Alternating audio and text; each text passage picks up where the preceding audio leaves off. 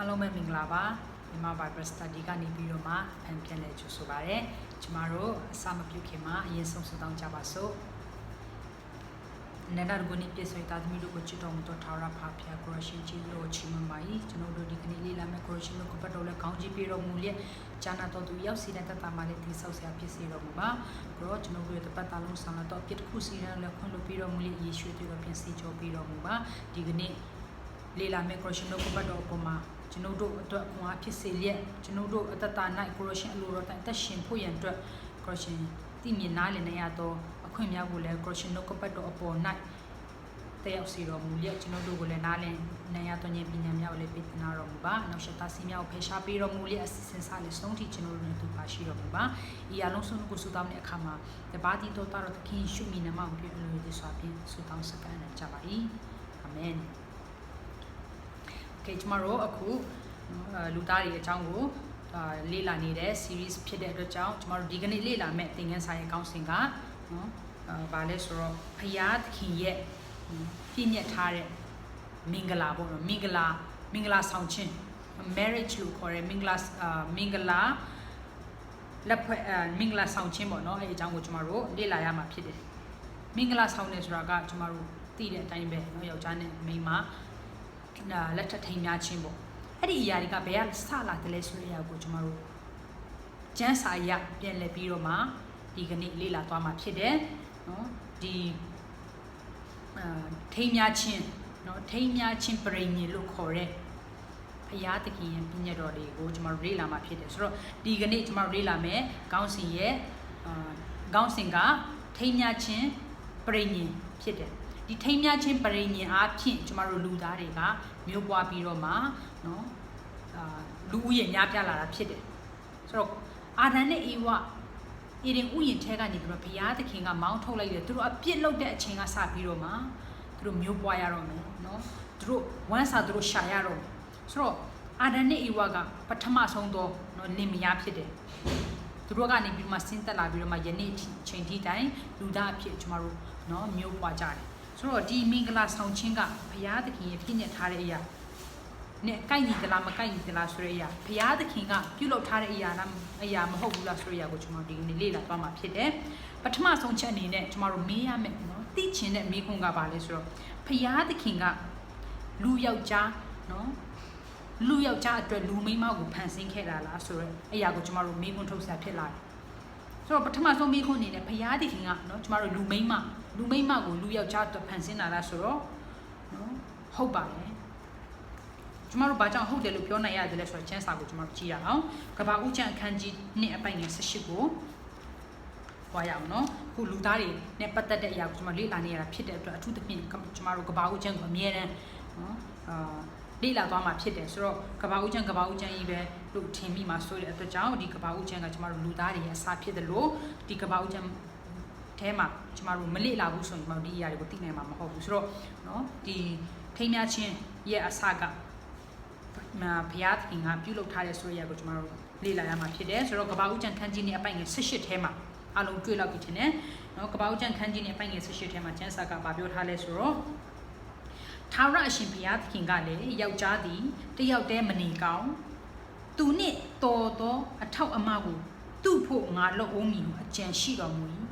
အဲ့ဒါကြောင့်မလို့ဖယားသခင်ကလူမိန်းမကိုလူယောက်ျားအတွက်ဖန်ဆင်းတာဖြစ်တယ်။ဘာကြောင့်လဲတယောက်တည်းမနေကောင်းဘူး။ဖယားသခင်ကတိရစ္ဆာန်တွေကိုလည်းဖန်ဆင်းတဲ့အခါမှာနော်စုံတွဲပေါ့နော်အထီးအမဆိုပြီးတော့မှဖန်ဆင်း။ဒါပေမဲ့လူယောက်ျားကိုကြတော့ဖယားသခင်ကအာဒန်ကိုပဲအရင်ဖန်ဆင်းတယ်။အာဒန်ကိုကြည့်တဲ့အခါမှာဖယားသခင်ဟာအာဒန်ယောက်ျားနေလို့မကောင်းဘူး။သူ့အတွက်ဘသူ့ကိုဖန်ဆင်းမလဲဆိုတော့လူမိန်းမကိုဖန်ဆင်းမယ်ဆိုပြီးတော့မှဖယားသခင်ကကြံရှိတယ်ဆိုတဲ့အရာကိုကဘာဦးကျန်ခန်းကြီးနဲ့ပိုင်းငယ်18ထဲမှာတွေ့ရတယ်။ဆိုတော့ပထမဆုံးချက်အနေနဲ့เนาะခုနကကျွန်တော်တို့မေးခွန်းရဲ့အောက်မှာဟောအဖြေနံပါတ်1ချက်အနေနဲ့ဘုရားသခင်ကလူယောက်ျားကတယောက်တည်းနေ၍မကောင်းဘူးဆိုတဲ့အရာကိုကဘာဦးကျန်အခန်းကြီးနဲ့ပိုင်းငယ်18ထဲမှာပြောထားတယ်ဒုတိယချက်အနေနဲ့เนาะဘုရားသခင်ကဒီယောက်ျားလူယောက်ျားနဲ့လူမိန်းမကိုဖန်ဆင်းပြီးတဲ့အခါမှာသူတို့ကိုဘုရားသခင်ဖန်ဆင်းထားတဲ့အရာတွေအားလုံးကိုထိန်းချုပ်ဖို့ရန်ဘုရားသခင်ကသူတို့ကိုအခွင့်ပေးထားတယ်အုပ်စိုးခွင့်ပေးထားတယ်ဘယ်အရာတွေကိုထိန်းချုပ်ခွင့်ပေးထားလဲဆိုတော့ဘုရားသခင်ထိန်းချုပ်ခွင့်ပေးတဲ့အရာတွေကကဘာဦးချမ်းခန်းကြီး1အပိုင်ငယ်29ကနေ28ထဲမှာ နော်ကဘာဦးကျန်အခန်းကြီး1အပိုင်ငယ်29ကနေ28ထဲမှာထို့သို့ဖျားသခင်သည်မိမိပုံတရံနှင့်အညီလူကိုဖန်ဆင်းတော်မူ၏ဖျားသခင်၏ပုံတရံတော်နှင့်အညီလူယောက်ျားလူမိန်းမကိုဖန်ဆင်းတော်မူ၏တော်မူပြီးလျှင်အချင်းတို့များပြားစွာမွေးဖွားကြလောမြေကြီးကိုပြည့်စေ၍နိုင်ကြလောပင်လယ်ငါးတို့ကို၎င်းမိုးကောင်းကင်ကိုငတ်တို့ကို၎င်းအသက်ရှင်၍မြေပေါ်မှာလှူရှားတတ်သောတိရစ္ဆာန်ပေါင်းတို့ကို၎င်းအုပ်ဆိုးကြလောဟုအမိန့်နော်မိန့်တော်မူ၍သူတို့ကိုကောင်းကြီးပေးတော်မူ၏ဘုရားသခင်ကလူယောက်ျားကိုယင်ဖန်ဆင်းတယ်လူယောက်ျားကိုဖန်ဆင်းပြီးတော့မှနော်လူယောက်ျားရဲ့နံရိုးကနေပြီးတော့မှဘုရားသခင်လူမိန်းမကိုဖန်ဆင်းတယ်ပထမချက်အနေနဲ့ယောက်ျားကနော်လူယောက်ျားကတယောက်တည်းနေလို့မကောင်းဘူးဆိုပြီးတော့မှဘုရားသခင်လူမိန်းမကိုဖန်ဆင်းတယ်ဆိုတော့လူမိန်းမကိုဖန်ဆင်းပြီးတဲ့အခါမှာဘုရားသခင်သူတို့ကိုဗာဩဇာနာပေးလဲဆိုတော့နော်ခုနဖတ်သွားတဲ့အထဲမှာမိုးကောင်းကင်ငတ်တို့ကို၎င်းပင်လယ်ငါးတို့ကို၎င်းအသက်ရှင်၍မြေပေါ်မှာလှုပ်ရှားတတ်သောတတိဆန်အပေါင်းတို့ကို၎င်းအုပ်ဆိုးစေဆိုပြီးတော့မှအုပ်ဆိုးခွင့်ပေးထားတယ်ဆိုတော့ဒီဟာကနော်ဒုတိယချက်ဖြစ်တယ်တတိယချက်အနေနဲ့နော်တယောက်နဲ့တယောက်ဒီလူယောက်ျားလူမိန်းမဖြစ်လာတဲ့အခါမှာအဲ့ချိန်မှာလူယောက်ျားအာဒန်နဲ့အေဝါကလွဲပြီးတော့မှကျန်တဲ့လူသားဆိုတာမရှိသေးဘူးနော်အပြစ်ထဲကိုလည်းသူတို့မရောက်ရှိသေးဘူးအဲ့တော့အာဒန်နဲ့အေဝါကဖျားသခင်ရဲ့ပထမဆုံးသောထိမ်းများနော်ထိမ်းများသောလင်မယားပေါ့နော်အတွဲဖြစ်တယ်ဆိုတော့ဒီအတွဲကဘာကြောင့်ဘုရားသခင်သူတို့ကိုယောက်ျားမိန်းမအဖြစ်နော်အဆုံးတွဲအဖြစ်ထားတယ်လဲဆိုတော့အေဖတ်အခန်းကြီး9အပိုင်ငယ်27ကိုကျွန်တော်တို့ကြည့်အောင်ဘုရားသခင်ရဲ့ရွေချက်ကိုကျွန်တော်တို့သိဖို့လိုအပ်တယ်အေဖတ်အခန်းကြီး9အပိုင်ငယ်27ကနေပြီးတော့မှ33ထဲနော်ကျွန်တော်တို့ဖတ်ရင်တွေ့ရမှာဖြစ်တယ်အေဖတ်အခန်းကြီး9အငယ်22ကနေပြီးတော့မှ33ထဲမှာအားလုံးတွေ့ပြီဆိုရင်အတူတူဖတ်ရအောင်အေဖတ်အခန်းကြီး9အပိုင်ငယ်22ကနေပြီးတော့မှ33ထဲမှာဖတ်ရအောင်အချင်းမိန်းမတို့ဘုရားသခင်အုပ်ဆိုးတော်မူခြင်းကိုဝန်ခံတဲ့ကဲ့သို့ကိုခင်ပွန်း၏အုပ်ဆိုးခြင်းကိုဝန်ခံကြလော့အကြောင်းမူကားခရစ်တော်သည်အသင်းတော်၏အပေါ်မှာခေါင်းဖြစ်တော်မူတဲ့ကဲ့သို့ယောက်ျားသည်မိမိခင်ပွန်း၏အပေါ်မှာခေါင်းဖြစ်၏ခရစ်တော်သည်လည်းမိမိကိုကယ်တင်တော်သူဖြစ်တော်မူ၏အသင်းတော်သည်ခရစ်တော်၏အုပ်ဆိုးခြင်းကိုဝန်ခံတဲ့ကဲ့သို့မိန်းမတို့လည်းကိုခင်ပွန်း၏အုပ်ဆိုးခြင်းကိုအရာရာ၌ဝန်ခံကြမည်အချင်းယောက်ျားတို့ခရစ်တော်သည်အသင်းတော်ကိုချစ်တော်မူတဲ့ကဲ့သို့တင်တို့လည်းကိုခင်ပွန်းကိုချစ်ကြလော့ထိုအသင်းတော်သည်တန့်ရှင်းလျက်အပြစ်ကင်းလျက်ရှိသည်ဖြစ်၍အညစ်အကြေးတင်ခြင်းအယေတွန့်ခြင်းမှစသည်တို့နှင့်လွတ်လပ်သဖြင့်အတရေတင့်တယ်လည်းရှိသောအသင်းတော်ကိုခရစ်တော်သည်မိမိအားဆက်တအံ့သောငါနှုတ်ကပတ်တော်ရေ၌စေးကြောခြင်းအပြင်စင်ကြယ်တန့်ရှင်းစေမည်အကြောင်းထိုအသင်းတော်ကိုအလို့ငါကိုစွန့်တော်မူ၏ထိုနည်းသူယောက်ျားတို့သည်မိမိကိုချစ်တဲ့ကဲ့သို့မိမိခင်ပွန်းတို့ကိုချစ်ရကြမည်ခင်ပွန်းကိုချစ်တော်သူသည်ကိုချစ်တော်သူဖြစ်ကိုအသားကိုမုန်းတော်သူတယောက်မျှမရှိခရစ်တော်သည်အသင်းတော်ကိုကျွေးမွေးပြုစုတော်မူတဲ့ကဲ့သို့ခတ်သိမ်းသောသူတို့သည်မိမိတို့အသားကိုကျွေးမွေးပြုစုတတ်ကြ၏အကယ်စင်စစ်ငါတို့သည်သခင်ဖျား၏အသားတော်အယိုးတော်တို့အဝင်ဖြစ်၍ကိုတော်မြတ်၏အင်္ဂါဖြစ်ကြ၏ထိုအကြောင်းကြောင့်ယောက်ျားသည်ကိုမိဘကိုစွန့်၍ကိုခင်ပွန်း၌မိဝဲသဖြင့်ထိုနှစ်ယောက်တို့သည်တရားတကိုယ်တည်းဖြစ်ကြလိမ့်မည်ဤအရာသည်အလွန်နက်နဲသောအရာဖြစ်ပေ၏ထိုတို့ငါဆိုသောခရစ်တော်နှင့်အသင်းတော်ကိုရည်မဲ့၍ဆိုသည်တို့ရာတွင်သင်တို့သည်အတီးတီကိုချစ်တဲ့ကဲ့သို့ကိုခင်ပွန်းကိုချစ်ကြလော့မိန်းမသည်လည်းကိုခင်ပွန်းကိုယိုတေခြင်းရှိစေတော့ဆိုပြီးတော့မှကျမ်းစာကဖော်ပြထားတယ်ဆိုတော့ဒီယောက်ျားနဲ့မိန်းမဘုရားသခင်ကထိန်းများပေးတယ်ဆိုတာကဘုရားသခင်ကိုကြောက်ရွံ့ဖို့ဖြစ်တယ်ဘုရားသခင်ကိုကြောက်ရွံ့ခြင်းအပြင်တယောက်နဲ့တယောက်ယိုတေဆိုတာဆက်ဆံပါယိုတေဆိုတာနော်တယောက်နဲ့တယောက်အသက်ရှင်ပါနော်ယောက်ျားကမိန်းမကိုချစ်ရမယ်မိန်းမကယောက်ျားကိုယိုတေရမယ်နော်ဘာကြောင့်လဲဖျားသခင်ပြည့်ညတ်ထားခြင်းဖြစ်တယ်ဖျားသခင်ကိုယိုတေသောအနေနဲ့တယောက်နဲ့တယောက်ချစ်ရမယ်ဆိုတဲ့အရာကိုဖျားသခင်ကပြည့်ညတ်ထားတာဖြစ်တယ်ဆိုတော့ယောက်ျားနဲ့မိန်းမနော်နေမရဖြစ်တဲ့အခါမှာကျန်စာကဘာပြောလဲဆိုတော့ခုနဖတ်သွားတဲ့အထဲမှာတရားတူတူတည်းဖြစ်တယ်ဟာသူကငါယောက်ျားနော်ငါနဲ့မဆိုင်ဘူးဆိုပြီးတော့မှပြောလို့မရဘူးကိုသူနဲ့နော်ယောက်ျားနဲ့မိန်းမကတရားတူတူတည်းဖြစ်တယ်တလုံးနော် ဥပမာနဲ့ပြောရရင်ခန္ဓာနှစ်ခုမဟုတ်တော့ဘဲနဲ့ခန္ဓာတစ်ခုဖြစ်သွားတာဖြစ်တယ်ဒါပေမဲ့ယောက်ျားနော်ယောက်ျားမိန်းမမယူသေးတဲ့သူတွေဆိုရင်တော့နော်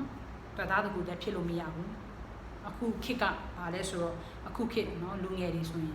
်သူတို့မယူရသေးပဲနဲ့ယောက်ျားမိန်းမလိုမျိုးသူတို့မင်္ဂလာဆောင်နော်ထိမ်းများတော့သူမျိုးကဲ့သို့သူတို့နေထိုင်ကြတယ် living together လို့ခေါ်ရဲနော်တကယ်ကိုအပြ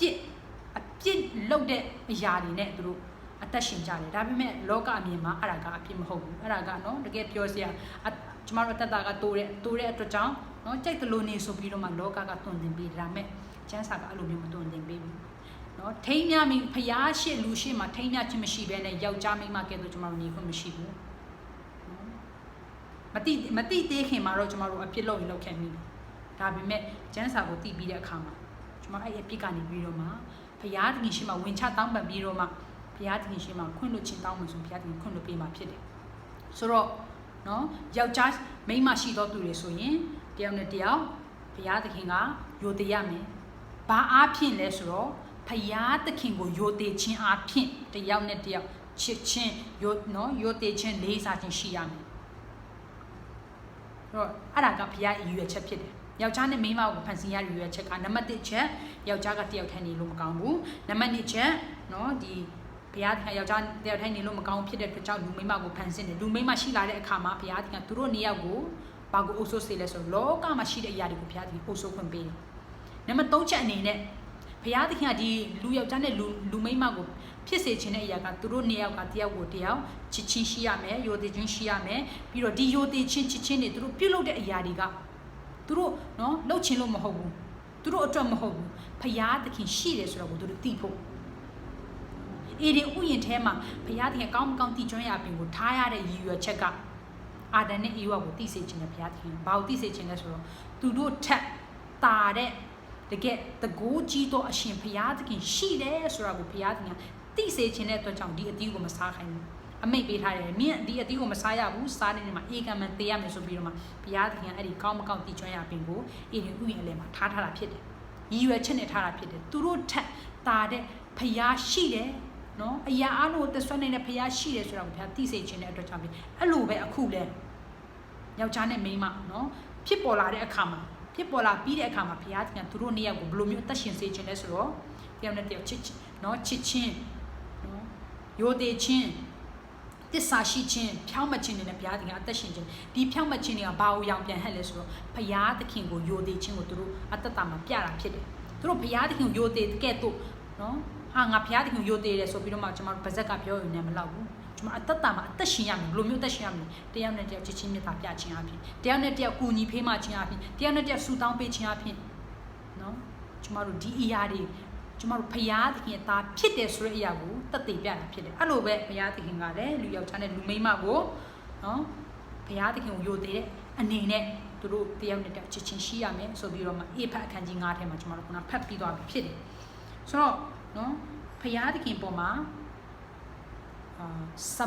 submissive လို့ခေါ်ရဲနော်ကိုစက္ကတ်တက်ဖို့ရန်အတွက်ဘုရားသခင်ဒီအရာကိုနော်သူတို့ကိုသင်ကြားပေးတာဖြစ်တယ်ဆိုတော့ဒုတိယမိခွန်းအနေနဲ့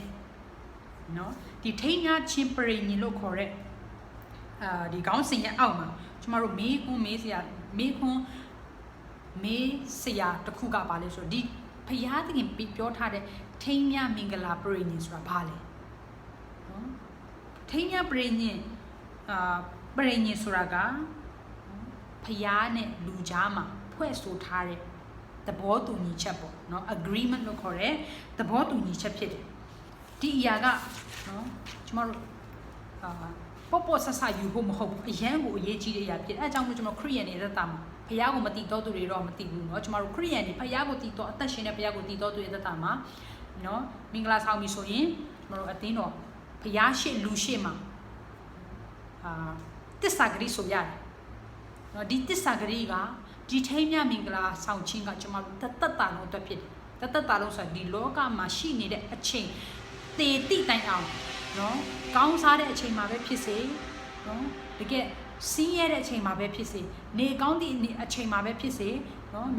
နာမကျန်းတဲ့အချိန်မှာပဲဖြစ်စေအတူတကွနေဖို့ရန်အတွက်သူတို့ဂတိတစ္ဆာဆိုရတာဖြစ်တယ်နော် ဒီဂရိတစ္ဆာကယောက်ျားနဲ့မိန်းမနဲ့ပဲဆိုရတဲ့အရာမဟုတ်ဘူးယောက်ျားမိန်းမနဲ့ဖျားရှိလူရှိ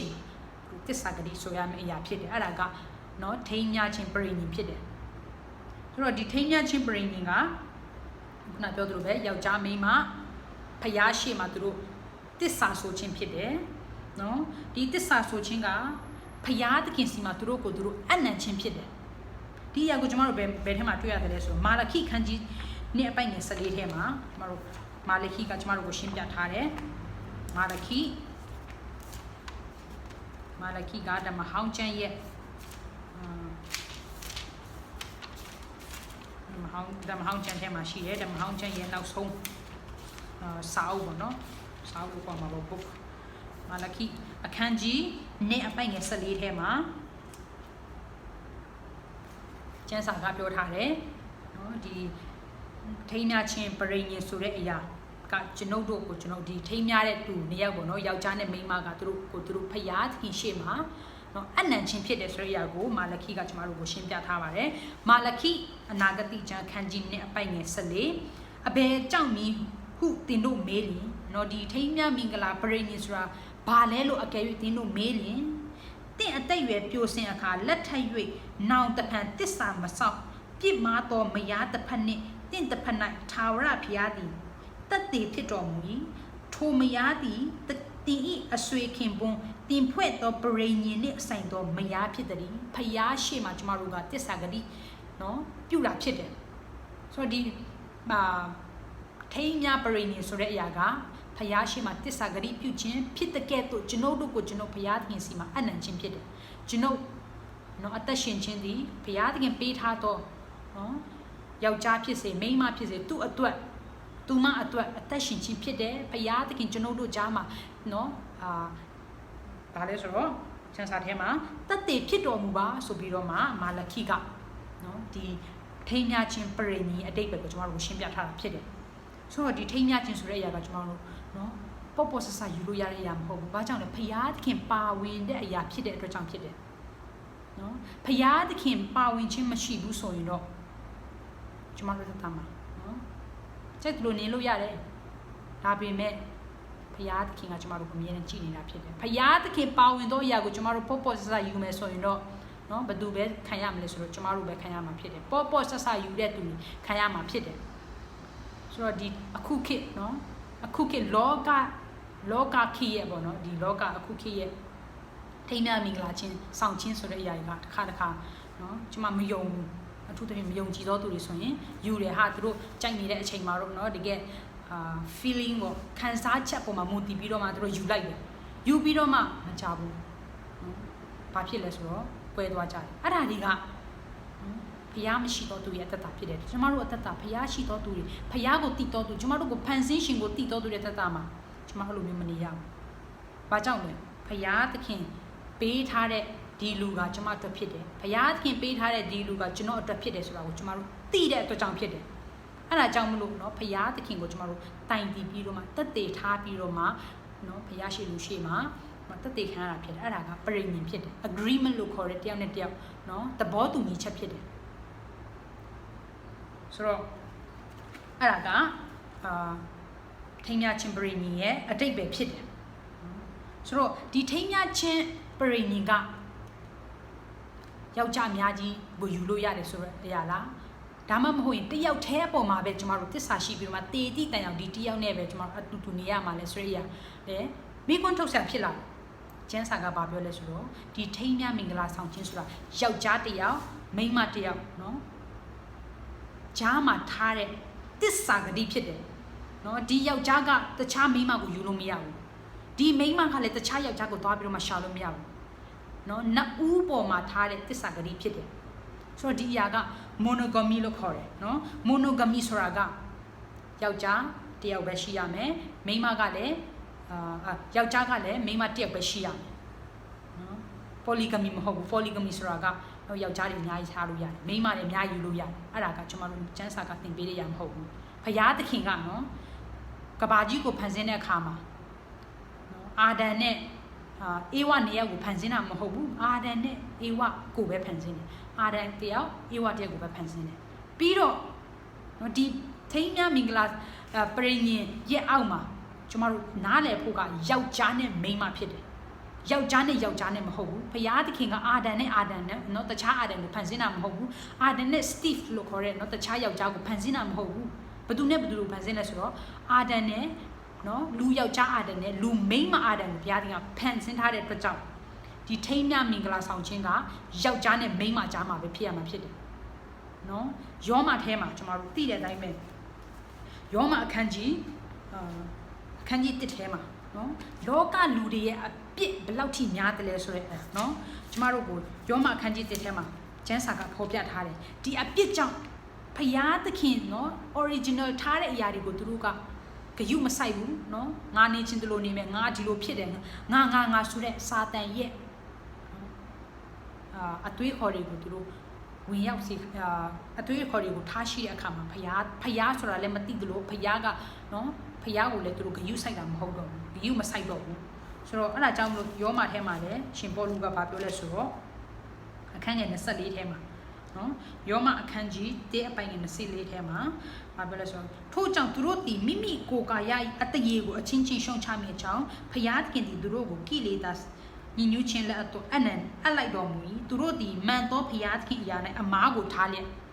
စစ်မှန်တဲ့ဖယားမှာနော်ဘာကိုထားလဲအမားကိုထားတယ်အဆက်မှန်ကြတော့မယုံကြဘူးဖယားတကယ်အသက်ရှင်တဲ့ဖယားရှိတယ်ဆိုတာကိုကြတော့မယုံကြဘူးဒါပေမဲ့ဘာကိုပဲယုံလဲ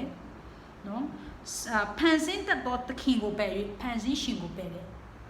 ကျမ်းစာကနော်ကျမတို့ကိုဖန်ဆင်းရှင်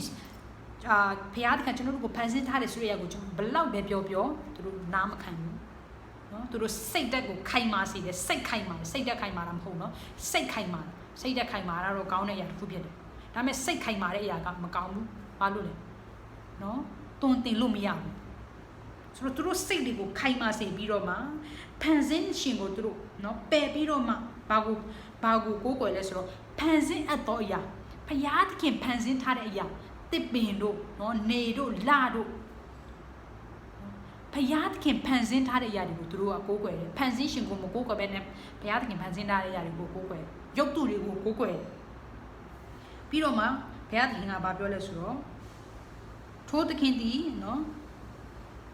ဖန်ဆင်းတတ်သောသခင်ကိုပဲဖန်ဆင်းအပ်သောအရာကိုဝတ်ပြုကိုးကွယ်တော်သူဖြစ်ကြ၏ထိုသခင်သည်ထာဝရမင်္ဂလာရှိတော်မူ၏အာမင်ထိုတို့ပြုသောကြောင့်ဖယားသခင်သည်သူတို့ကိုရှက်ကြောက်ဖွယ်သောကိလေသာလက်သို့အနံ့တော်မူ၏သူတို့စိတ်အယံကိုခိုင်မာတဲ့အတွက်ကြောင့်ဟုတ်ပြီမင်းတို့အဲ့လောက်တော့နားမထောင်ချင်ဘူးဆိုပြီးတော့မှဖယားသခင်သူတို့ကိုဘာလက်ထဲသို့အနံ့လဲဆိုတော့ကိလေသာမကောင်းသောအပြစ်ထဲနော်အပြစ်ထဲကိုအလိုက်တာဖြစ်တယ်အပြစ်ထဲကိုအလိုက်တာဆိုတာကသူတို့အတ္တမှာနော်ခွင့်လွှတ်ခြင်းဆိုတာမရှိတော့ဘူးဆိုတော့စဖယားအခန်းငယ်26ထဲမှာအဘယ်သို့နည်းဟုမူကား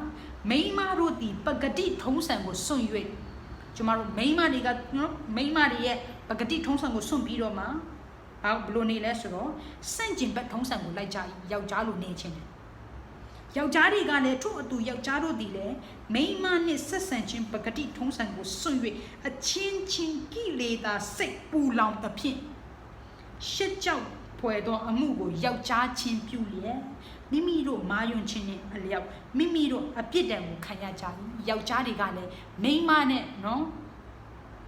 ပြုရမယ့်ပဂတိထုံးစံကိုစွန့်ပြီးတော့မှနော်အခုခင်နေနဲ့ပြောရမယ်ဆိုရင် LGBTQ လို့ခေါ်တဲ့နော်လိန်သူဆက်ဆံခြင်းတွေသူတို့တတ်တာမှာရောက်ရှိလာတာဖြစ်တယ်အဲ့ဒါကဘာလို့လဲဆိုဖယားကိုမသိတော့ဖယားကိုသိချင်စိတ်မရှိစိတ်ခိုင်မာစီတော့သူတွေတတ်တာမှာငါကနော်ယောက်ျားဖြစ်ပေမဲ့ငါရဲ့စိတ်ကမိန်းကလေးစိတ်အဲ့ဒါငါဒီလိုမျိုးမွေးဖွားလာတာလို့သူတို့ကိုသူတို့နော်ပြောတတ်ကြတယ်အခုခေတ်ကြားဘူးမှာပါနော်အထူးသဖြင့်အချောက်တွေပေါ့နော်အချောက်တွေဆိုတာယောက်ျားချောက်ရှိတယ်မိန်းမချောက်ရှိသူတို့ကိုသူတို့ယောက်ျားကြီးတန်မတ်နဲ့ယောက်ျားနဲ့အတူတူအိတ်တယ်မိန်းကလေးတွေကလည်းမိန်းကလေးတန်မဲ့နော်ဘုရားသခင်ထုံးပေးထားတဲ့ပဂတိထုံးစံကိုစွန့်ပြီးတော့မှယောက်ျားနဲ့ယောက်ျားမိန်းမနဲ့မိန်းမနဲ့ဆက်ဆံကြတယ်အဲ့ဒါကြောင့်မို့လို့ဒီဘုရားသခင်ပြောထားတဲ့နော်ဒိညာချင်းပရိညင်ကယောက်ျားနဲ့မိန်းမကြားမှာပဲဖြစ်ရမှာဖြစ်တယ်ယောက်ျားနဲ့ယောက်ျားမဟုတ်ဘူးမိန်းမနဲ့မိန်းမမဟုတ်ဘူးနော်အဲ့ဒီမိန်းမနဲ့မိန်းမယောက်ျားနဲ့ယောက်ျားဆက်ဆံခြင်းတွေကဒ တကယ်ဖျားသခင်ရှိမှာနော်ရှက်ကြောက်နော်ရှက်ဖွယ်ကောင်းတော့အပြစ်ဖြစ်တယ်အကယ်၍အဲ့ဒီအပြစ်ကနေပြီးတော့မှဖျားသခင်ရှိမှာဝင်ချမတောင်းပန်ဘူးကိုယ့်ရဲ့အပြစ်တွေကိုဝင်ချမတောင်းပန်ဘူးဆိုရင်တင်တက်တာကဘယ်ကိုသွားမလဲဆိုငရဲကိုသွားရမှာဖြစ်တယ်ငရဲကတင့်တွက်ဖြစ်တယ်ဖယားသခင်ကဒီငရဲကနေပြီးမှကဲတင်ဖို့ရင်ကျွန်တော်တို့ကိုကဲတင်ရှင်ပေးခဲ့ပြီးတာတောင်မှကျွန်တော်တို့ကဒီကဲတင်ရှင်နော်အခမဲ့ရတဲ့လက်ဆောင်ကိုမယူဘူးဆိုရင်ဘယ်သူရှုံးလဲဆိုတော့ကျွန်တော်တို့ပဲရှုံးတယ်ငရဲကြတဲ့ချိန်မှာကိုရောကျွန်တော်ယုံကြည်ခြင်းပါတယ်ကျမယုံကြည်ခြင်းပါတယ်ကျမအပြစ်ကိုခွင့်လွှတ်ပါလို့ပြောပင်မဲ့လေနောက်ချသွားပြီးမိတ်ဆွေအခုချိန်ကအကောင်းဆုံးသောအချိန်ဖြစ်တယ်နော်အဲ့လိုပြောလို့ဟာနော်ငါအဲ့အပြစ်နဲ့ကင်းနေဆိုပြီးတော့မှကိုနော်အဲ့လိုမျိုးအပြစ်ဒီမကောင်းတဲ့အရာတွေမလုပ်တဲ့သူကျမတို့ပေါ့နော်ကဲ၍ကျမတို့အသက်တာမှာအဲ့လိုမျိုးအရာမလုပ်ဘူးဆိုရင်ကိုမောက်မှာဖို့လည်းမဟုတ်ပါဘူးကျမတို့အဲ့ထက်ဆိုးတဲ့အပြစ်တွေလည်းကျမတို့အသက်တာမှာနော်လုပ်တဲ့အတွက်ကြောင့်သူများကိုလက်ညှိုးတောက်ထုတ်ဖို့ပြောတာမဟုတ်ပါဘူးသူတို့တဆူတောင်းပေးရမယ်သူတို့အပြစ်ကိုတိဖို့ရန်အတွက်ကျမတို့ဆူတောင်းပေးခြင်းအပြင်ပြုလုပ်ယုံကလွယ်ပြီးမှကျမတို့တတ်နိုင်တာဘာမှမရှိဘူးနော်အဲ့ဒါကြောင့်မလို့သူတို့ကိုသွားပြီးတော့မှရည်ဖို့သူတို့ဟာငါအဲ့အပြစ်နဲ့ကင်းတယ်ငါကဘာမှမလုပ်ဘူးငါယောက်ျားလည်းမနော်မိန်းမကြီးအခုကျမမိန်းမဖြစ်တဲ့ငါတခြားမိန်းမမကြိုက်ဘူးနော်ယောက်ျားဖြစ်တဲ့သူယောက်ျားလေးတွေကလည်းဟာငါနော်ဘုရားသခင်ပြောထားဒီအပြစ်နဲ့ကင်းလွတ်တယ်ဆိုပြီးတော့မှကိုမောက်မှာမဟုတ်ဘူးနော်ကျမတို့ကအပြစ်သားဆိုတော့ကိုမတို့သိရမယ်နော်သူတပားကိုလက်ညှိုးထိုးဖို့မဟုတ်ဘူးဆိုတော့အဲ့ဒီအရာကိုလည်းနားလေစေချင်တယ်နော်ကျမတို့အားလုံးကအပြစ်သားဖြစ်တယ်ဘုရားသခင်ဂျေဇုတော်ကြောင့်ကယ်တင်ခြင်းကိုရရှိတော်သူတွေဖြစ်တယ်ကျမတို့မှာနော်မောက်မာဆရာမာနကြီးဆရာဆိုလို့တခုမှကိုမရှိပါဘူးဘုရားသခင်ရဲ့ဂျေဇုတော်တက်ကြောင့်ယနေ့အထိကျမတို့အသက်ရှင်နေတာဖြစ်တယ်လို့ဘုရားရဲ့နှုတ်ကပတ်တော်ကိုနားလေရတာဖြစ်တယ်အကယ်၍သာကျမ်းစာကကျမတို့ကိုနားလေနိုင်တော့ညံမပေးဘူးဆိုရင်ဘယ်လောက်ပဲပတ်ကျမနားလေနိုင်မှာမဟုတ်ဘူးဘယ်လောက်ပဲဒီနော်ထိမ်းမြချင်းပရိနိနေအကြောင်းကိုပဲလေ့လာကျမတို့နားလည်နိုင်မှာမဟုတ်ဘူးဆိုတော့နော်အဲ့လိုမျိုးအပြစ်လုပ်တဲ့သူတွေအတွက်ကျမတို့ဘက်ကလုပ်ပေးနိုင်တဲ့အရာဖြစ်တဲ့ဆူတောင်းခြင်းဖယားသခင်ရဲ့တနာခြင်းကယုံနာတို့ပေါ်မှာတက်ရောက်ဖို့ရန်အတွက်ကျမတို့ဆူတောင်းပေးခြင်းလိုအပ်တယ်ဆိုတဲ့အရာကိုလည်းသိစေခြင်းတယ်ဆိုတော့ဒီဖယားသခင်ပြညတ်ထားတဲ့ပရိနိကနော်ထိမ်းမြချင်းပရိနိကနံပါတ်1အချက်ဖယားရှိလူရှိမှာတစ္ဆာဂရိပြုခြင်းဖြစ်တယ်နော်နေရောက်သဘောတူဖျားရှိလို့ရှိမှာသစ္စာဂရိပြုခြင်းဖြစ်တယ်နံပါတ်1ဖျားသခင်ကကျွန်တော်တို့ရဲ့တသက်ဖြစ်တယ်နော်မာလကိထဲမှာခုနပြောထားပြီးပြီနော်ထိမ်းမြမင်္ဂလာလက်ထပ်တဲ့အခါမှာဖျားသခင်ကျွန်တော်တို့ရဲ့တသက်ဖြစ်တဲ့အတွက်ကြောင့်ကျွန်တော်တို့ဒီထိမ်းမြမင်္ဂလာဆောင်ခြင်းကိုပေါ့ဆက်ယူလို့မရဘူးနော်တကယ်ကိုလေးနက်နဲ့ကျွန်တော်တို့အသက်ဆုံးသည့်အတိုင်အောင်ကျွန်တော်တို့အဲ့ဒီကျွန်တော်တို့ခင်ပွန်းကျွန်တော်တို့ရဲ့နော်ဇနီးမယားပေါ်မှာတစ္ဆာရှိရမှာဖြစ်တယ်ဘုရားသခင်ကအသင်းတော်ပေါ်မှာတစ္ဆာရှိတဲ့ကဲ့သို့ကျမတို့ကလည်းကျမတို့ရဲ့နော် spouse လို့ခေါ်တဲ့နော်ဇနီးပဲဖြစ်ဖြစ်မယားပဲဖြစ်ဖြစ်sorry ခင်ပွန်းပဲဖြစ်ဖြစ်သူတို့ပေါ်မှာနော်တစ္ဆာရှိရမှာဖြစ်တယ်နံပါတ်3ချက်အနေနဲ့ဒီထိမ်းမြမင်္ဂလာဆောင်တာကယောက်ျားတစ်ယောက်မိန်းမတစ်ယောက်နော်နှစ်ယောက်ကြားမှာဖြစ်တဲ့အရာဖြစ်တယ်ဒီနှစ်ယောက်ကဘာလို့လဲယောက်ျားမိန်းမယောက်ျားများမိန်းမများမဟုတ်ဘူးနော်ယောက်ျားတစ်ယောက်မိန်းမအများကြီးလည်းမဟုတ်ဘူးအာဒန်နဲ့အေဝါကြားမှာဖြစ်တဲ့တော့ယောက်ျားနဲ့မိန်းမကြားမှာပဲဖြစ်ရမယ်နော်monogamy လို့ခေါ်တဲ့နော် monogamy လို့ခေါ်တဲ့ယောက်ျားတစ်ယောက်မိန်းမတစ်ယောက်ကြားမှာဖြစ်တယ် polygamy မဟုတ်ဘဲနဲ့ polygamy ဆိုတာကယောက်ျားတစ်ယောက်ထဲဒါပေမဲ့မိန်းမအများကြီးထားလို့ရတယ်အဲ့ဒါကကျမ်းစာနဲ့မကိုက်ညီဘူးတခြားယုံကြည်တော့နော်အဲ့လိုမျိုးယုံကြည်တဲ့ယုံကြည်မှုတွေရှိတယ်ဒါပေမဲ့အဲ့ဒီຢာတွေကနှုတ်ကပတ်တော်နဲ့လုံးဝကိုဆန့်ကျင်တဲ့အတွက်ကြောင့်ကျွန်တော်တို့နော်ပယ်ရမှာဖြစ်တယ်ဆိုတော့ဒါအခုနံပါတ်3ချက်အနေနဲ့ယောက်ျားတစ်ယောက်မိန်းမတစ်ယောက်ပဲကျွန်တော်တို့တေတိတိုင်အောင်နော်ကျွန်တော်တို့ခင်ပွန်းပဲဖြစ်ဖြစ်ကျွန်တော်တို့ဇနီးမယားပဲဖြစ်ဖြစ်တေတိတိုင်အောင်နော်သူနဲ့အတူသူ့ပေါ်မှာတစ္ဆာရှိပြီးတော့မှဖယားသခင်ကျွန်တော်တို့ပေါ်မှာတစ္ဆာရှိတဲ့ကဲသူ့ပေါ်မှာတစ္ဆာရှိဖို့ချစ်ဖို့နော်လေးစားဖို့ယုံတည်ဖို့ရန်အတွက်ဘုရားသခင်ကျမတို့ကိုဒီထိမ်းမြချင်းပြည်နေပေးတာဖြစ်တယ်နံပါတ်4ချက်အနေနဲ့ကျမတို့ဘာကိုသိရလဲဆိုတော့ဒီထိမ်းမြမင်္ဂလာဆောင်ခြင်းကနော်ယောက်ျားနဲ့မိန်းမကြားမှာဖြစ်တဲ့အရာဖြစ်တယ်ယောက်ျားချင်းမိန်းမချင်းဖြစ်တဲ့အရာမဟုတ်ဘူးဆိုတော့ယောက်ကိုနောက်ထပ်တစ်ပိုင်းပြန်လဲသိစေခြင်းတယ်ဆိုတော့နောက်ဆုံးအနေနဲ့ကျမတို့အခုနနော်ပြောသွားတဲ့အတိုင်းပဲဘုရားသခင်ကအာဒန်နဲ့အေဝါကိုဖန်ဆင်းတဲ့ကဲ့သို့ ယောက်ျားနဲ့မိန်းမကြားမှာပဲဒီထိမ်းများမင်္ဂလာဆောင်ခြင်းထိမ်းများနော်ပရိနိဆိုတာရှိတာဖြစ်တယ်တချို့သောသူတွေကြတော့နော်အခုခေတ်မှာဓမ္မတစ်ထဲမှာလည်းကျမတို့ဖော်ပြထားတယ်တချို့လူတွေကကြတော့နော် gifted ဒီယောက်ျားယူခြင်းစိတ်မိန်းမယူခြင်းစိတ်မရှိကြဘူးအဲ့လိုမျိုးလူတွေကရောအပြစ်နဲ့နော်ပြည့်နေတဲ့သူတွေလားလို့မေးခွန်းထုတ်ကြရှိလာတယ်နော်အဲ့ဒီအရာတွေကိုကျမတို့လာမဲ့ပတ်မှာဘုရားသခင်တို့ရှင်ကျမတို့လေ့လာသွားမှာဖြစ်တယ်ဒါပေမဲ့အခုဒီအပတ်မှာကျတော့ကျမတို့လေ့လာတဲ့အရာကထိမ်းများပရိညင်ဖြစ်တယ်ဒီထိမ်းများပရိညင်ကဘုရားသခင်ကနော်တင့်အသက်တာမှာနော်ယောက်ျားယူခြင်းနဲ့စိတ်မိန်းမယူခြင်းနဲ့စိတ်ရှိတယ်ဆိုရင်ဆုတောင်းပါကျမတို့ဆုတောင်းဖို့ရန်အတွက်လိုအပ်တယ်မှန်ကန်သောသူကိုတွေ့ဖို့ရန်အတွက်လိုအပ်တယ်မှန်ကန်သောသူဆိုတာပါလေကိုယ့်ရဲ့ standard ကိုထားတဲ့နော်အဆင့်တန်းနဲ့အဆင့်နဲ့ညီဖို့မဟုတ်ဘူးနံပါတ်1ဖျားကိုတည်သောသူဖြစ်ရမယ်မညီတဲ့သဘောကိုမထမ်းရဘူးဆိုပြီးတော့မှချမ်းစာကလည်းကျမတို့ကိုဖော်ပြထားမညီတဲ့သဘောကိုမထမ်းရဘူးဖျားသခင်ကိုချစ်တော်သူဖျားသခင်ကိုတည်တော်သူဖျားသခင်ကိုယုံကြည်တော်သူဖြစ်ရမယ်အဲ့ဒါကနံပါတ်1ချက်ဖြစ်တယ်ကျန်တဲ့အရာတွေကကြတော့ကိုယ့်ရဲ့ဆုတောင်းချက်ပေါ်မှာမူတည်ပြီးတော့မှနော်ဖြစ်လာမှာဖြစ်တယ်ဖခင်အလိုတော်ရှိရင်ပေါ့နော်ဒါပေမဲ့ကျွန်တော်တို့သိဖို့ရန်အတွက်ကကျွန်တော်ခရစ်ယာန်တယောက်ဖြစ်တဲ့သူကြောင့်ဖခင်ရဲ့သားသမီးဖြစ်တဲ့သူကြောင့်မယုံကြည်သောသူကိုယူလို့မရဘူးအဲ့ဒါကိုသိစေခြင်းဆိုတော့အခုနော်ဒီထဲမှာယောက်ျားရှိပြီးသားမိန်းမရှိပြီးသားသူရှိကောင်းရှိနိုင်မယ်နော်ဒီထဲမှာလည်း single တွေလည်းရှိကောင်းရှိနိုင်တယ်ဆိုတော့ကျွန်တော်တို့ဒီမင်္ဂလာ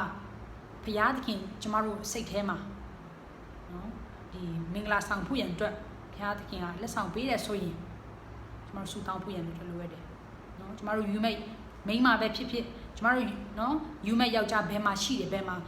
နော်ဘယ်နေရာမှာလဲဘယ်သူလဲဆိုတော့ကျမတို့မသိသေးတဲ့ကျမတို့ဆုတောင်းခြင်းနဲ့ကျမတို့ရှာဖို့ဖြစ်တယ်လောကအရာတွေနဲ့မရှာပါနဲ့လောကအရာတွေနဲ့ရှာမယ်ဆိုရင်တည်ရင်နော်အိမ်ထောင်က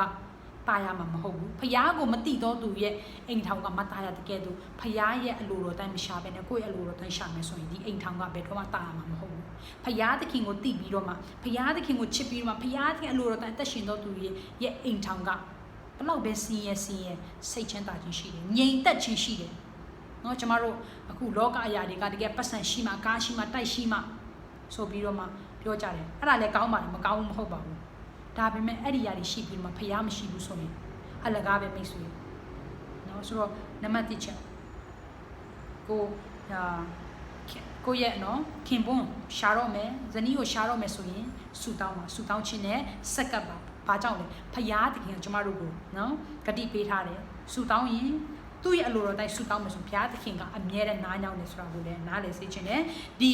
နော်ထိမ်းမြခြင်းပရိညင်ကလည်းကျမတို့လူသားတွေလုပ်တဲ့အရာမဟုတ်တဲ့အတွက်ကြောင့်ဘုရားသခင်ကကျမတို့အကောင်းဆုံးကိုပြင်ဆင်ပေးတာဖြစ်တယ်ကျမတို့ဘက်ကနော်ကျွန်ုပ်တို့ဘက်ကလုပ်ရမယ့်အရာကဘုရားသခင်အချိန်ကိုစောင့်စားရမှာဖြစ်တယ်အကယ်၍ခင်မို့ရှိပြီးသားသူတွေနော်ဇနီးမြတ်ရှိပြီးသားသူတွေဆိုရင်လည်းခင်ဖို့မှာတစ္ဆာရှိပါတခြားသူနေနဲ့သွားပြီးတော့မှရောနော်နော်ဆိုတာကလိုတာထက်ပို့ပြီးတော့မှမလုပ်ကြပါနဲ့ဘာကြောင့်လဲဆိုတော့ဖယားသခင်ကျမတို့ကိုစံစာထဲမှာကိုယ့်ရဲ့ဖယားသခင်ပေးတာခင်ဖို့မှာတစ္ဆာရှိဖို့ရန်အတွက်ချစ်ခင်ဖို့ရန်အတွက်ကျမတို့နော်တခြားကိုယ့်ရဲ့ဇနီးတို့နော်ခင်ဖို့တို့မဟုတ်တဲ့သူတွေပေါ်မှာကျမတို့ပို့ပြီးတော့မှတစ္ဆာရှိလာတဲ့အခါမှာအဲ့ဒီအခါမှာကွဲပြားခြင်းတွေဆိုတာရှိလာတယ်အိမ်ထောင်ပြိုကွဲခြင်းတွေဆိုတာဖြစ်ပေါ်လာတာဖြစ်တယ်ဘာကြောင့်လဲဖယားကိုမသိတော့ဘူးလောကအရာနဲ့ပျော်မြူးပြီးတော့မှကိုယ်ဇနီးကိုယ့်ရဲ့နော်ခင်ဖို့ကိုမေ့ပြီးတော့မှတခြားသူအပေါ်မှာပျော်မွေ့လာတဲ့အခါမှာဖယားကိုမေ့ပြီးတော့မှအိမ်ထောင်ပြိုကွဲခြင်းတွေဖြစ်လာအဲဒါကြောင့်မလို့အကယ်တင်သက်တာမှာနော်တကယ်ပဲဖယားသခင်ပေးထားတဲ့ဇနီးနော်အိမ်ထောင်ရှိတယ်ဆိုရင်ကိုယ့်ရဲ့အိမ်ထောင်ပေါ်မှာတစ္ဆာရှိတယ်နော်အိမ်ထောင်ကိုချစ်ပါဘာကြောင့်လဲဖယားသခင်ပေးထားတဲ့အရာဖြစ်တယ်နော်အဲကြောင့်မလို့တစ္ဆာရှိခြင်းကအရန်ကိုလိုအပ်တယ်ချစ်ခင်ပါပြုစုပါနော်ယောက်ျားကလည်းမိန်းမကိုချစ်ရမယ်မိန်းမကလည်းယောက်ျားရဲ့အုပ်ဆိုးခြင်းကိုခံရမှာဖြစ်တယ်ဟာငါကယောက်ျားပဲဆိုပြီးတော့မှနော်မိန်းမကိုနိုင်ခြင်းဖို့လည်းမဟုတ်မိန်းမကလည်းနော်ယောက်ျားရဲ့အုပ်ဆိုးခြင်းကိုခံရမယ်ဆိုပြီးတော့မှနော်ဘာမှပြောလို့မရတာမဟုတ်ဘူးဘာမှပြောလို့မရဘူးမဟုတ်ပါဘူးဖယားသခင်ကိုချစ်တော်အနေနဲ့ကျွန်တော်တယောက်နဲ့တယောက်ခွန်အားပေးလို့ရတယ်တယောက်နဲ့တယောက်နော်တွင်တင်လို့ရတယ်တယောက်နဲ့တယောက်နော်ဖယားသခင်ထဲ၌ခွန်အားပေးလို့ရပါတယ် ဆိုတော့ကျမ်းစာကိုသိပြီးတော့မှကျမ်းစာတိုင်းလိုက်ရှောင်သက်ရှင်ဖို့ရန်အတွက်ဒီကနေ့ကျွန်တော်လေ့လာတဲ့ဘုရားသခင်ရဲ့ပြည့်ညတ်ထားတဲ့နော်မင်္ဂလာပရိညင်ကိုကျွန်တော်တို့ဒီနေ့လေ့လာခွင့်ရတဲ့အတွက်လည်းကျေးဇူးတော်ပဲဆိုတော့နော်ဒီနေ့ကျွန်တော်တို့လေ့လာသွားတဲ့အပေါ်မှာနော်ကျွန်တော်အသက်တာမှာဘုရားသခင်ပေးထားတဲ့သူဘယ်သူလဲဆိုတာမသိသေးတော့သူရှိမယ်ဆိုရင်ဆုတောင်းခြင်းနဲ့လက်လျှောက်ဖို့ရန်အတွက်နော်ဒီလောက်နဲ့တိုက်တွန်းအားပေးခြင်းနဲ့ဂျာနာတော်သူရောက်စီတိုင်းပုံမှာဘုရားသခင်ကောင်းချီးပေးပါစေကျမတို့ဆုတောင်းအဆုံးသက်ဆုတောင်းကြပါစို့နဲ့နောက်တစ်ခုနဲ့ပြည့်စုံသားသမီးတို့ကိုချစ်တော်မူထားရပါဗျာကိုရရှင်ကျွန်တော်တို့ကိုကောင်းမွန်သောချီးမပေးတဲ့အတွက်ကြောင့်ချီးတော်ကိုချီးမွမ်းပါ၏ကျွန်တော်တို့တတ၌ကိုရရှင်ရဲ့လူတော်အတိုင်းအသက်မရှင်ဘဲနဲ့လောကအရာများနဲ့ကျွန်တော်တို့ဝိညာဉ်အရာများကိုရောနှောစေတဲ့အခါမှာကိုရရှင်ကိုမေ့တော့အချိန်များစွာရှိပါ၏ကိုရရှင်ကျွန်တော်တို့အပြစ်တစ်ခုစီတိုင်းလည်းခွင့်လို့ပေးတော်မူလျက်ကိုရရှင်ထံသို့ပြန်လည်ပြီးတော့မှသုံးဝင်ချင်းကြရတော့ခွင့်ကိုပေးသနာတော်မူပါကျွန်တော်တို့ရဲ့အပြစ်တစ်ခုစီတိုင်းလည်းခွင့်လို့ပေးတော့ယေရှုတွေ့တော်ပြင်စေကြောပေးတော်မူပါဒီနေ့ကိုရရှင်ရဲ့နှုတ်ကပတ်တော်အတိုင်းကျွန်တော်တို့အသက်တာ၌ဒီထိမ်းမြမင်္ဂလာဆောင်ထိမ်းမြပရိညင်အကြောင်းကိုလေ့လာတဲ့အခါမှာလည်းကိုရရှင်ရဲ့ကောင်းမြတ်ခြင်းကိုရရှင်ပေါ်မှာသစ္စာရှိခြင်းကိုရရှင်ဒီကျွန်တော်တို့ပေါ်မှာသစ္စာရှိခြင်းများကိုပြန်လည်ပြီးတော့မှသိမြင်စေတဲ့အတွက်ကြောင့်လည်းကျေးဇူးတော်ချီးမွမ်းပါ၏ကိုရောကျွန်တော်တို့တတမှာလည်းကိုရရှင်ရဲ့ပေးထားသောကိုရရှင်အိမ်ထောင်ပေါ်မှာသစ္စာရှိဖို့ချစ်ဖို့ကိုရရှင်ရဲ့ချစ်ချင်းမေတ္တာများကိုပြသဖို့ရန်အတွက်ကိုရရှင်အိမ်ထောင်ရှိတော်သူတယောက်စီတိုင်းတတလည်းကောင်းချီးပေးတော်မူတဲ့တာယာပျော်ရွှင်သောဖခင်ကိုရောကိုချစ်တော်အိမ်ထောင်ဖြစ်ဖို့ရန်အတွက်လည်းကိုရရှင်ကောင်းချီးပေးတော်မူပါမိဘများတော်လည်းကောင်းကိုရရှင်သားသမီးများပေါ်မှာတော်လည်းကောင်းကိုရရှင်ကောင်းချီးပေးတော်မူလျက်ကိုရရှင်ဘုန်းတော်တင်ရှားဖို့အိမ်ထောင်ဘုံတော်ထင်ရှားသူအိမ်ထောင်ဖြစ်စေတော်မူပါအိမ်ထောင်မရှိသေးသောသူများရဲ့တတမှာလည်းကိုရရှင်သူတို့တတမှာကိုရရှင်ပြင်ဆင်ပေးထားတော့သူများရှိခဲ့ရင်လည်းကိုရရှင်အကောင်းဆုံးသောသူဖြစ်သည်ဆိုတာကိုကိုရရှင်ယုံကြည်လျက်ကိုရရှင်ပေါ်မှာစောင့်စားနိုင်ရတော့ကိုရရှင်စောင့်စားနိုင်တော့နိုင်တော့ကိုရရှင်တဘောများကိုလည်းကိုရရှင်ပေးသနာတော်မူလျက်ကိုရရှင်မောတော်ထင်ရှားဖို့ဖြစ်စေတော်မူပါလာမယ့်ပတ်များမှာလည်းပဲကိုရရှင်တို့ကပတ်တော်များပြီးကဲသူလေးလာနိုင်ရတော့ခွန်များကိုလည်းပေးသနာတော်မူလျက်ကျွန်တော်လုပ်လို့ရကိုင်းတဲ့ဖျားကိုရရှင်ဖျားဘုန်းတော်ထင်ရှားဖို့ဖြစ်စေတော်မူပါအစီအစဉ်စားလည်းဆုံးထိကျွန်တော်တို့ပါရှိတဲ့အတွက်ကြောင့်ကျေးဇူးတော်ကိုချီးမွမ်းပါ၏လာမယ့်ချိန်တိုင်းလုံးလာမယ့်အချိန်တိုင်းတစ်ခုစီတိုင်းမှာလည်းကိုရရှင်ကျွန်တော်တို့ပါရှိတော်မူပါကိုရရှင်ဘုန်းတော်ထင်ရှားဖို့ဖြစ်စေတော်မူပါကိုရရှင်ကျွန်တော်တို့အသက်တာကိုရရှင်လောက်ဝဲသွင်းနိုင်တဲ့အခါမှာတပါးသီးတော်တော်သခင်ရှုမြင်နာမှာပြုလို့ဒီဆောင်ပြီးဆုံးတော့စကားနိုင်ကြပါ၏အာမင်